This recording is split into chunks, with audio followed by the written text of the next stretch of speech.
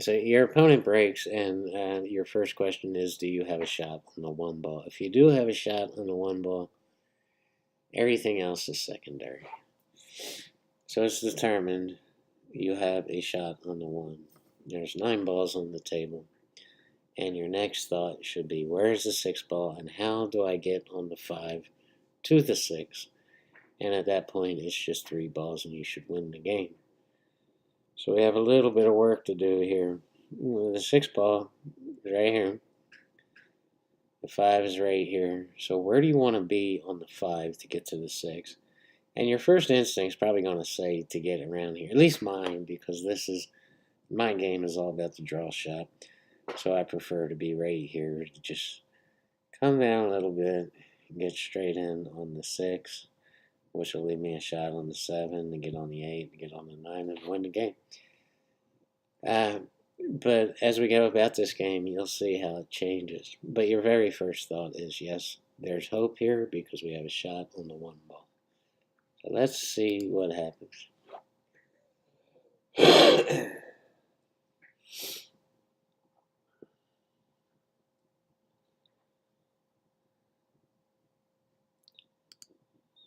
Alright, the shot is made, the one's made, I'm still in control, and now if we determine that we want to be here on the 5 to get to the 6, then you got to start thinking backwards. So from 4, 3, 2, you already made the 1, so now it's on to the 5. Are you with me? Now don't let me get too far ahead of you. Just smack me in the head, leave me a nasty comment.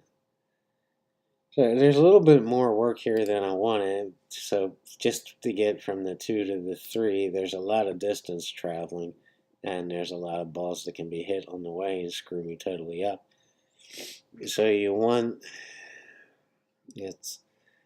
gets a little tricky to explain. You want to stay away from all these balls. There's one there, there's one there, one there, one there. The 9 is the problem. We don't want to get near it.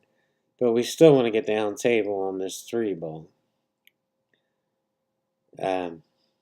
So we're just going to try to keep the cue ball in the center of the table all the way down for the 3, with this 9 ball being the major concern. But even if it hits the 9 ball and kind of knocks it down table, we should still have a clear shot on the 3, so it's not that big of a deal.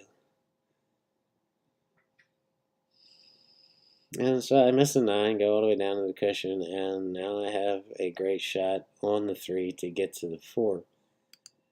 And because almost always you're shooting the ball at the pocket closest to the ball, and in this case, the pocket closest to the 4 ball is going to be that corner. You don't want to shoot it in the side or any other pocket just because you could try to get behind here when I shot the 3, but that would just be stupid because the margin of error is humongous. So you're almost in the center of the table and you have a clear shot on the 4. Now, the original plan was to get here on the 5, remember? So now there's options. This is the pocket closest to the 5, so naturally your first instinct is to get in front of this pocket to shoot the 5 in the pocket. But it doesn't have to be done. Now there's options, and as we're getting down on this and as we're looking at it, I can tell you right now that the best thing to do is to stop the cue ball right here and to shoot this 5 in that corner. And because my draw shot is my best shot, to just draw it back here for the 6. And we should be relatively safe and out. So let's continue and see what I do here. And that's what I do. It's just a simple stop shot. And we're going to decide to shoot the 5 in the corner to come back to here, draw back a little bit, and get the angle to get on the 7.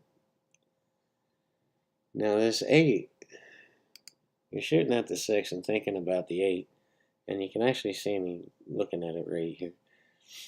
This 8 is a little closer to the rail than it appears to be. It's almost an impossible cut to make it in the side. So that's just out of the realm of possibilities. The other natural option is, because this is the closest pocket to the 8, is to shoot the 8 in the corner and to try to get here. But that's just too much work at this point. So let's just come behind the 8 and shoot the 8 down here, and we can come off this short rail here and just bounce out for a straight in shot on the 9. So now I'm all focused about getting the right position on the 7 to get behind this 8, not in front of it back here. And it's perfect. You just go to the long round, come back up, and you should have a little bit of angle on this 8. A lot of guys have trouble with shooting in front of this side pocket and going all the way down here for the 8. But it's never been a problem to me. The titties don't bother me at all. And I know this table so well that I know that I don't have to worry about that. So now it's all about getting straight in on the 9, which should be a no-brainer. Now you try to get straight in on this 8 and just roll up for the 9 to like here, but now you're shooting off the rail. And if you can help it, you don't want to be shooting off the rail on the 9 ball.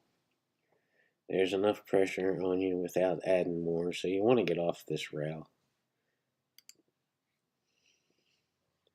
So I left a little bit of angle to bounce off this rail and just kind of trickle up onto the 9.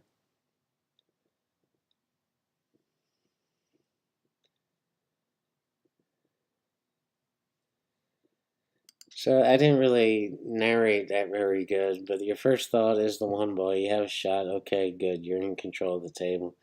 And then you're thinking about the 5 and 6 and getting past that. Once you determine how to do that, now you're going to start thinking backwards from the 4 to 3 to 2 and exactly how you're going to get positioned on that 5 to get on that 6. You can worry about the rest later.